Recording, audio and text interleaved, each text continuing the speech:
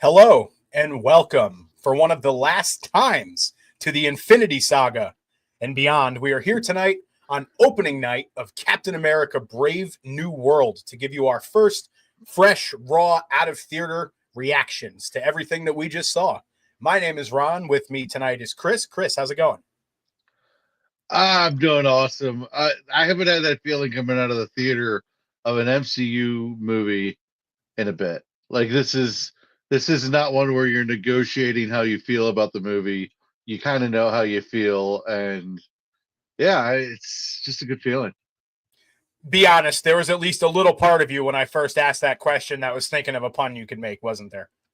Absolutely, It's not as absolutely. easy, not as easy as with Fantastic Four, I unfortunately. mean, Fantastic Four just gives themselves to the puns, but I I will get a pun in here somewhere. Somewhere we got about a half hour, so we can I'm sure we can figure one in here. Yeah, But before somewhere we over the rainbow.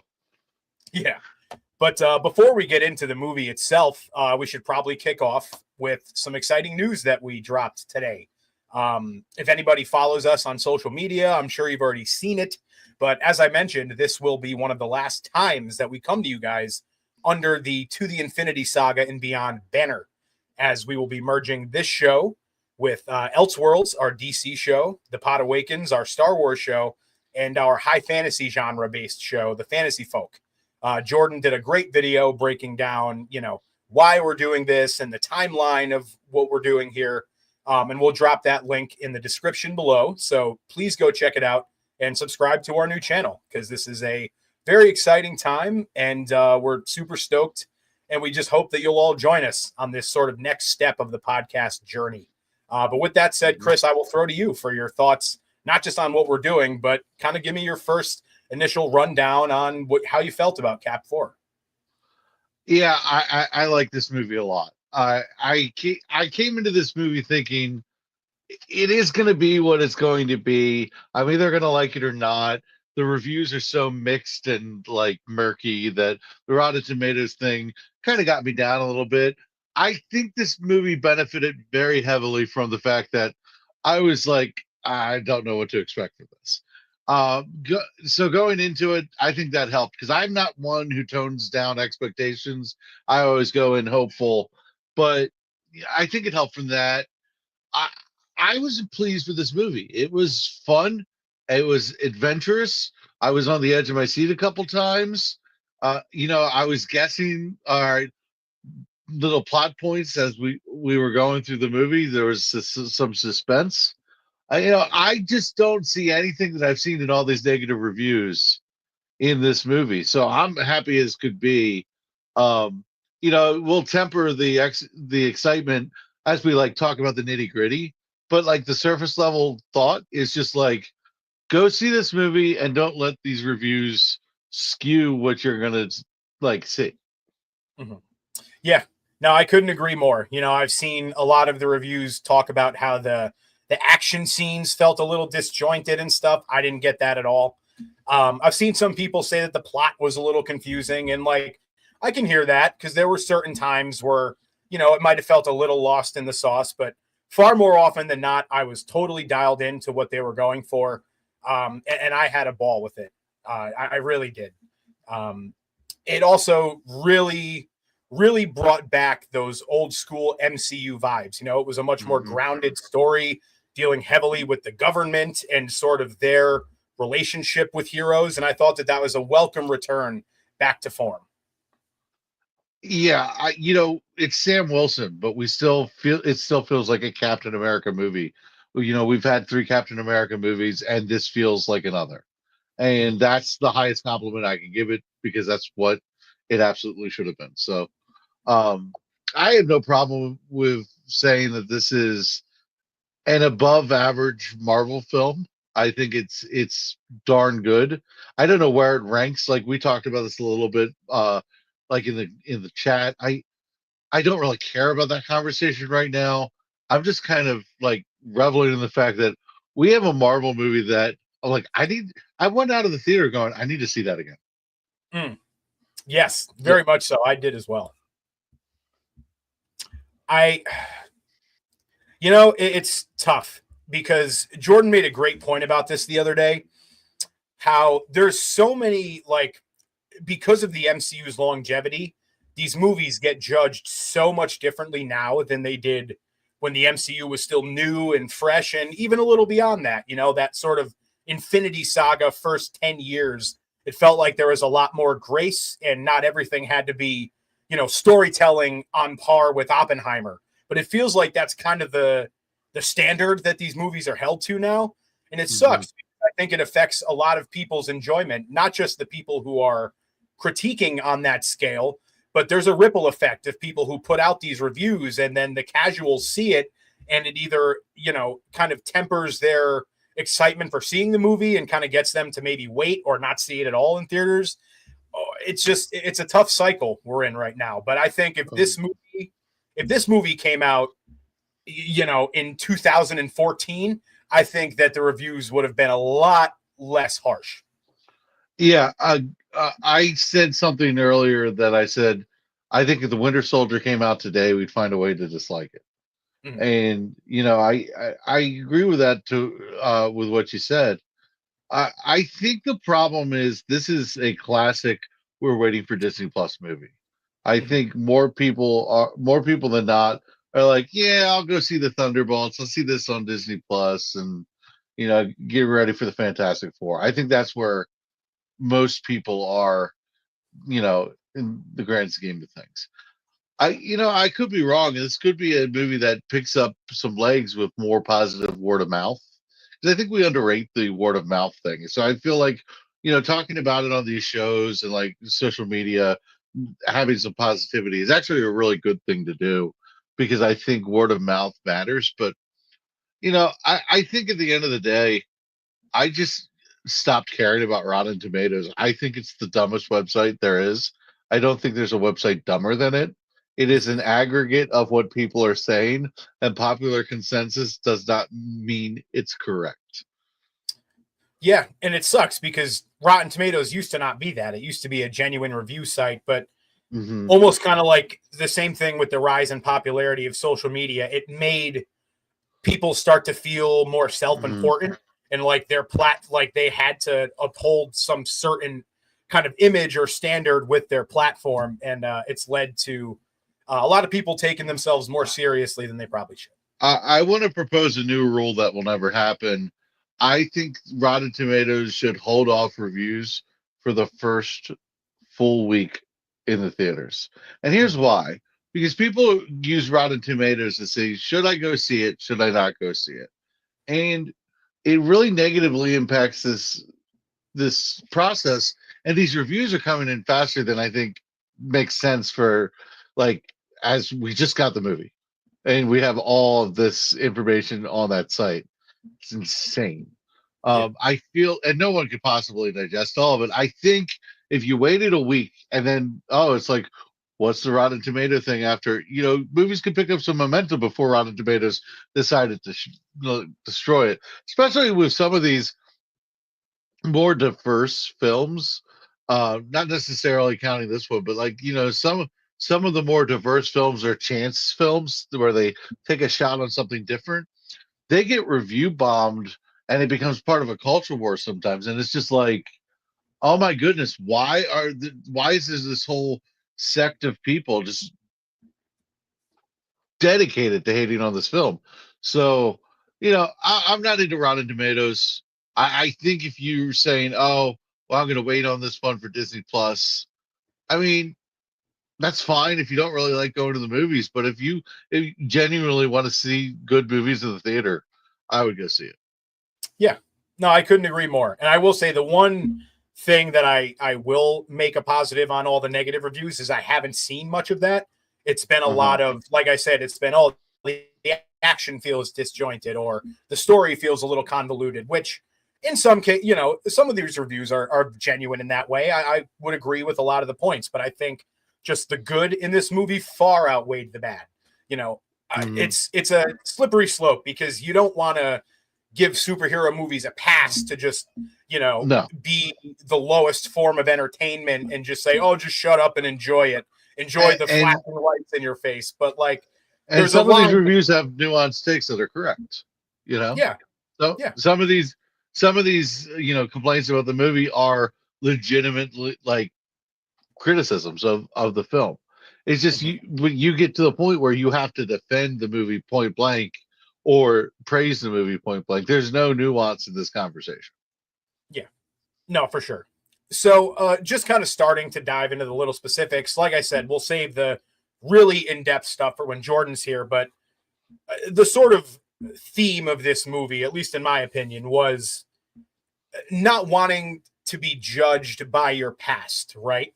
You know, Mm-hmm. it's Sam and Thunderbolt Ross are on these two sort of parallel paths in that regard, where Sam doesn't want to just be looked at as, you know, forever living in the shadow of Steve Rogers, whereas Thunderbolt Ross, he doesn't want to be judged by the admittedly many really bad things that he's done in his past, whether it's, you know, after the leader was arrested and pumping him full of more gamma radiation and getting him to make weapons for the government at the promise of his freedom, which he never gave him, or, you know, the things he did in the Incredible Hulk movie way back when that we got the little flashback of in the beginning of this movie.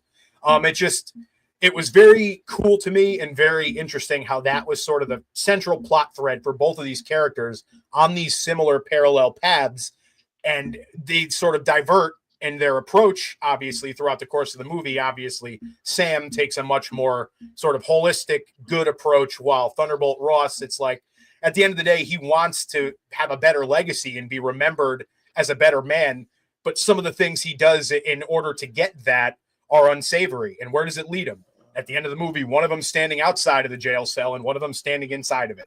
So that was something that I thought was really well done in a movie that, like we said, the plot was a bit disjointed at points.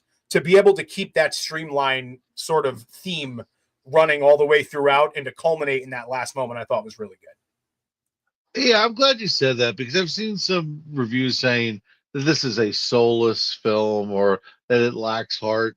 And while I think some of the moments of this movie could be earned a little bit more or could be honed in with some key details that like you keep coming back to, some more crafty writing.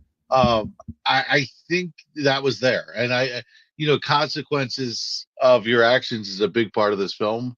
And it's like all these little ripple effects that you don't see like from day to day. It's just they build up and they add up and they're there, and your legacy ends up swallowing you. Or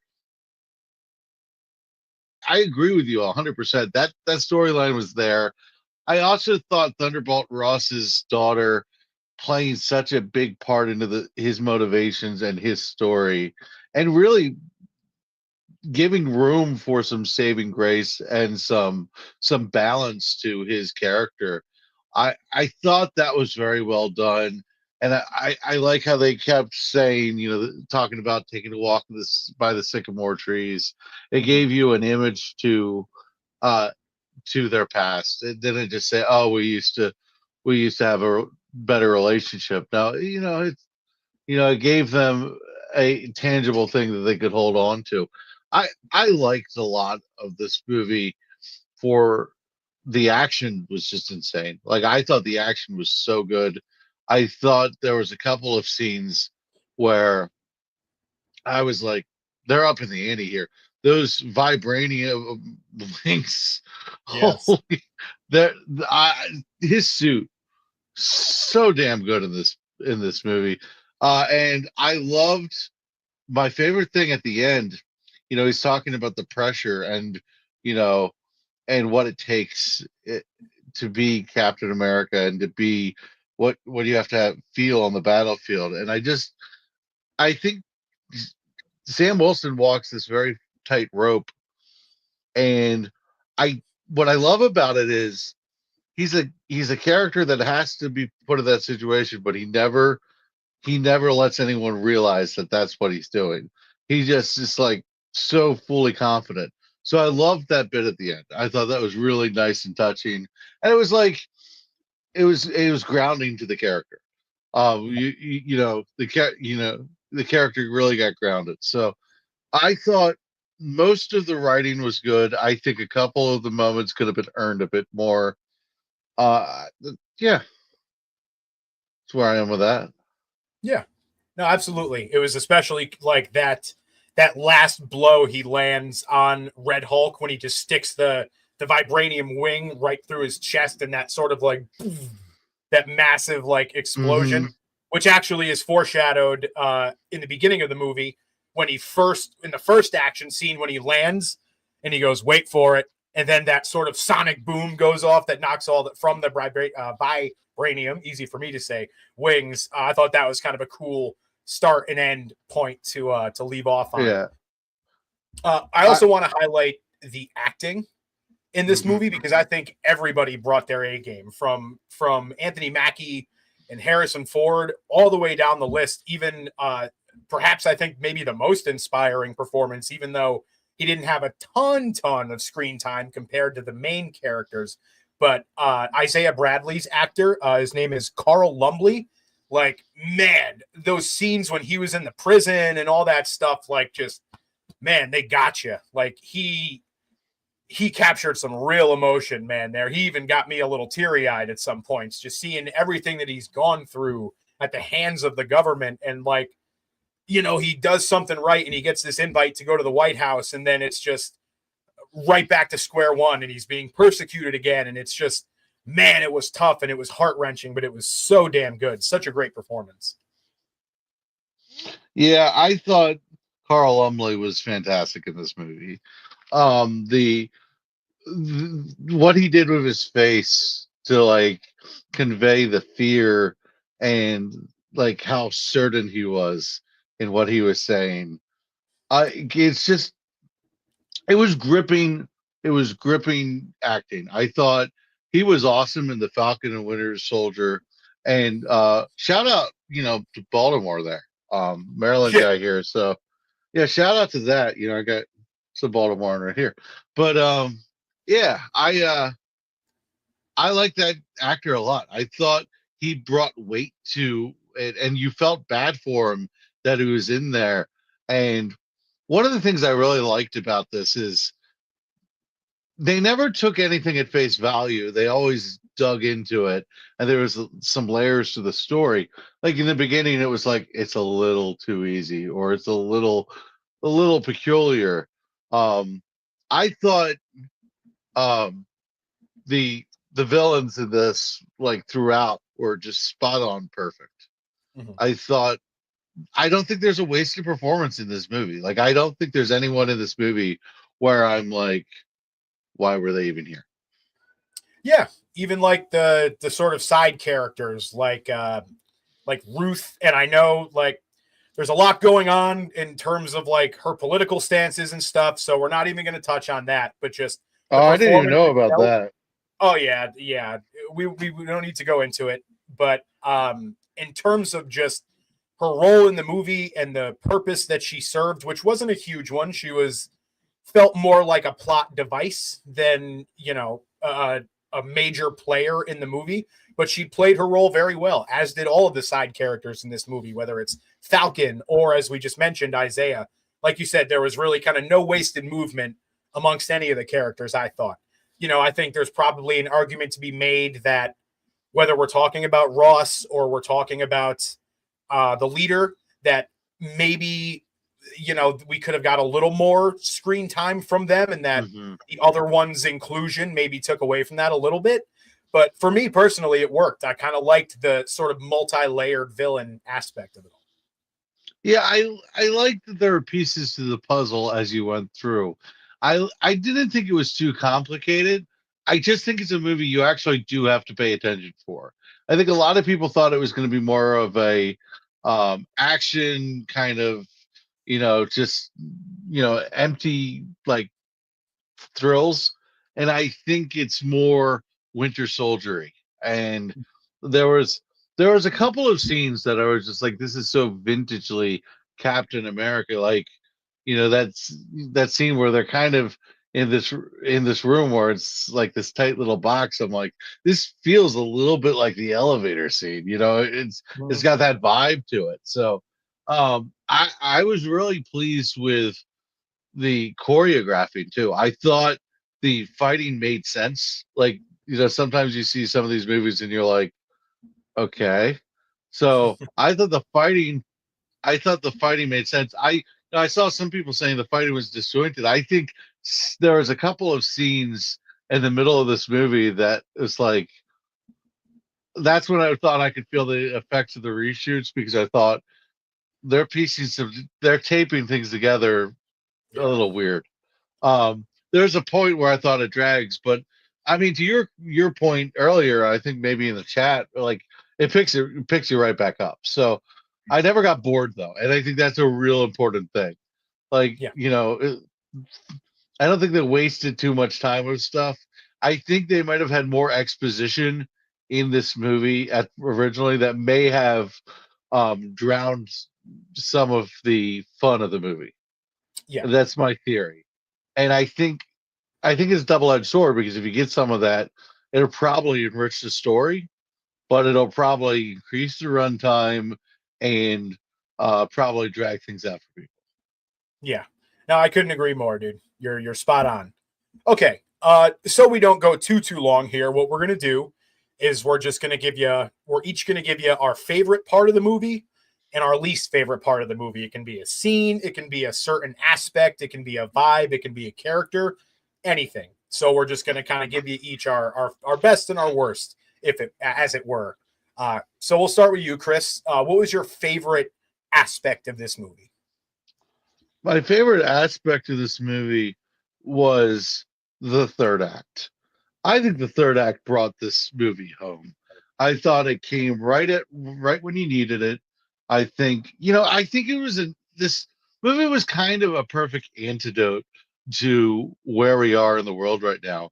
You had the president of the United States actively being the bad guy, hulking out even, and like falling on his sword and saying, the country needed to heal and move on. I was like, oh my God, can we get some of that?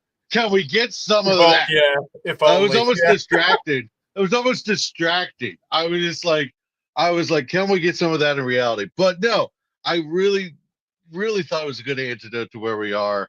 I love the hopefulness of this movie. I think Sam Wilson, Anthony Mackie, just such a hopeful actor, and it like goes through the whole thing, and it reaches Red Hulk. Like, it's like a lot of times I get really angry about like talking it down, but Mhm. like they got to a point where it's like when he said, "I know you can hit me in one punch, but I also know you don't really want to." Yeah. That was one of those things where it was like, see, that was actually like good, smart, crafty writing. That wasn't like, hey, can we just be friends? Yeah. So Yeah. I love the third act. I thought you were waiting for that. Let's be honest, you were waiting for the third act with the Red Hulk, the whole movie. And when it came, you're just like, yeah, Yeah. this is what No, it I'm was here for.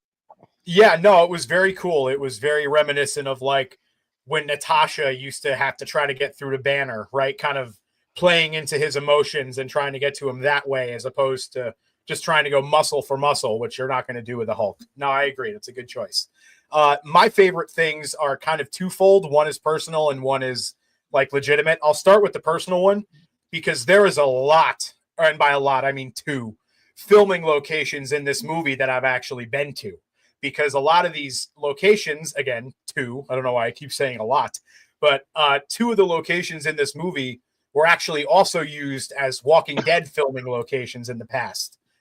There's the scene where Sidewinder, who is played by Giancarlo Esposito, who also did a very good job in sort of limited time in this movie, when he shoots up Sam's SUV, and then they have that fight in like that sort of junkyard alley with the abandoned buses and stuff. That Mhm. was used. That was used as a filming location in season 3 of The Walking Dead, and also what is it called? Camp Echo One, the place with the big satellites and all that stuff. That was also used in an episode of Walking Dead. So I've been to both of them. So it was very much a kind of Leo pointing meme moment for me. So that was a lot of fun. But my actual favorite part of the movie was uh, actually the sort of sequence of events that took place on Celestial Island. when Ross and the government, they go to confront Japan, and there's this sort of like, oh, we're going to attack you, but we're not going to attack you. Oh, but now 2 of our rogue pilots have gone and attacked you. And like Sam and Phoenix Falcon, I got Jean Grey on the mind. Joaquin, which is funny. Joaquin She's Phoenix. just always there. That's what she uses her power sword. She's just always around spine. She's just always in my mind. But yeah, so like they've got to handle this on the outside. And meanwhile, inside the ship, Ross is having this sort of like, it's the first time in the movie that we see his red eyes, and he's like trying to fight back the Hulk coming out while the leader is like trying to get him to unleash it. I thought that was great. People can no longer complain about why we haven't acknowledged Tiamat in the MCU. We have seen him. They had a really awesome action scene there, and it worked. I think that scene, more than any, probably invoked those old MCU vibes for me in this movie. Yeah, I'm with you. I'm with you there. One thing I would say about that is it felt very like start of Vietnam. It felt, with the Pentagon Papers, the subterfuge, the political, oh God, what are we starting thing. Yeah. I was like, I'm like, that feels very Vietnam inspired. But I really liked Harrison Ford's acting there, because it was we don't know about the gamma ray medication the whole time. So it's like it's adding up, and he's starting to lose it more and more, and he's so persistent to get this accord done. And it's like this resolution is like he's just driving himself crazy. And it explains so much of his actions throughout the film. Yeah. No, I couldn't agree more. I think he portrayed that very well. I think Harrison Ford really could have. We've seen actors do this of his caliber. I think they could have phoned it in. He didn't. Yeah. He did not phone this in. No, it was classic Harrison Ford to a T. All right, really give me your least favorite aspect now. All right, so I feel like there was a lot left on the table with the former widow security chief for the president. I thought, there's a lot left on the table. I thought, that's an interesting angle. We haven't had a lot of Black Widow payoff in the MCU. I thought that character could have been a little bit more of the movie. And I'm like, okay, you opened a door that I'm interested in, and he didn't really do anything with it. It's not a big complaint. It doesn't really. It like you never even told me she was former widow. I don't former Red Room. I don't know that I would have like cared. You know what I mean? But I was like, that's something I want to. I want a little more to that character. Because it was like she was. Especially because it's like, what side is she on at one point? So you're like, it was interesting. I would have done more with that. Yeah. So just a little behind the scenes stuff. She was the actress I was talking about that had, the political issues kind of being what they were. She was very vocal on the whole like Israel-Palestine conflict. And I think a lot of that, when they did the reshoots, her role was initially meant to be much bigger, but they kind of cut out a lot of it because of that and the divisiveness of the character. Yeah, it is what it is. It's very typical. I can separate art from artists, but we live in a world that really can't. So, yeah, and it's we won't go into the whole. We won't start a discourse here on that. This is not a politics podcast. We'll make a jab here or there. We're not. No. Yeah. And I can see where they were coming from, and like just saying, you know what, this is going to be a thing. Let's kind of dial it back and not make it a thing. Especially given how, politically centered this movie was already with, involving the president and all that stuff. It's like, let's kind of dial back here a little bit. So for me, my least favorite part was honestly the post-credit scene. And my stance on that is if my least favorite part of the movie is that the post-credit scene didn't deliver, that's pretty damn good. I'll take that. But it felt like a total nothing burger of a scene. You know, it's we're deep into spoiler talk here, so I'll just say it.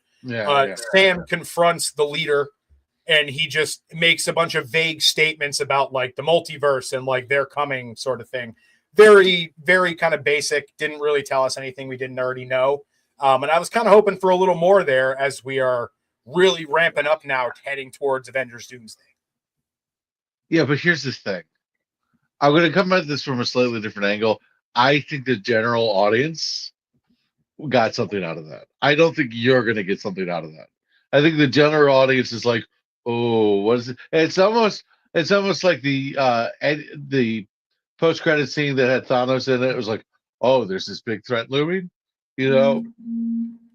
And people who had no clue who Thanos was, and then the next day they were Thanos experts on the internet. You know, but like I feel like the general audience got something out of that, and I feel like I liked the interaction. Like I don't know that my post credit stance has always been put it in the movie or don't have it in at all. I don't like post credit scenes, but I'd rather have a longer movie than sit there through the credits. Yeah. I'm okay with mid credit scenes because it's like almost expected, but yeah. Anyway, I like the interaction. I thought it was a good interaction. I will say that aspect of it did piss me off too. If it was a mid-credit scene and it was like we got to sit there for 2 minutes and then they aired it, like fine. But they really made us sit through the entire thing just for 30 seconds of something that non-casual MCU fans have known for 4 years now. Yeah. Yep. They might as well have said, hey, by the way, Robert Downey Jr., remember that guy? Yeah, we're doing multiverse. We're doing multiverse. We're coming back. All right, so we'll put a bow in her there. Like I said, we're not going to go too long, and we're going to have a lot more in-depth discussion with Jordan next week on this. But we just wanted to kind of give you guys our initial vibe coming out of the theater, and I think we did. I did have one more question for you. Oh, sure. What did you think about not having the opening title thing with the Marvel? I didn't. Nothing burger to me. It seems like something that is a perfect thing for people on the internet to cling to and get way more mad about than they should. Oh, absolutely. It's almost exactly what I was going to say. I was like, if you didn't tell me, I might not have like registered. Oh, we didn't get the regular thing. Yeah. You know, it's like, you just start the movie and you're like, okay. So now we can put the bow on it. I was curious no Marvel logo, movies mid. yeah. Well, I don't know. I think it's. I think the internet is. This movie has taught me why the internet is so internety. Yeah. We'll let those people. We'll let those sleeping dogs lay. But yeah, we'll put a bow in her here. We've got a fun discussion. Yeah, we've got a fun discussion coming on this next week. And as I mentioned, I'm going to link the video below in the description that Jordan put up detailing all the specifics of our new show, Supes and Sabers, that will be officially transitioning over to on March 1st. So we hope you'll all join us there. And thank you all for listening to us give our thoughts here tonight.